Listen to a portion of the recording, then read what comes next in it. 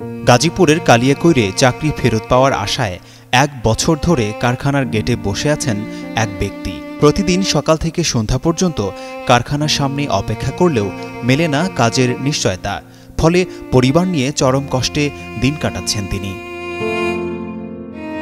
কালিয়াকৈরের Mahmud denim পোশাক কারখানায় চাকরি করতেন নজরুল ইসলাম। প্রায় ১ বছর আগে কাজ হারানোর পর থেকে প্রতিদিনই গেটের সামনে আসেন তিনি।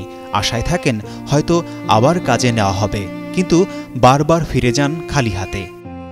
প্রায় সময় দেখি এদিকে দাঁড়ায় থাকি, এই জায়গায় বসে থাকি, এই যে ছাতা হাতে নিয়ে এইভাবে সবসময় দাঁড়ায় থাকি দেখি। আমি তাও ৪-৫ মাস যাবত খেয়াল করছি আমি দাঁড়ায় থাকি এই জায়গায়।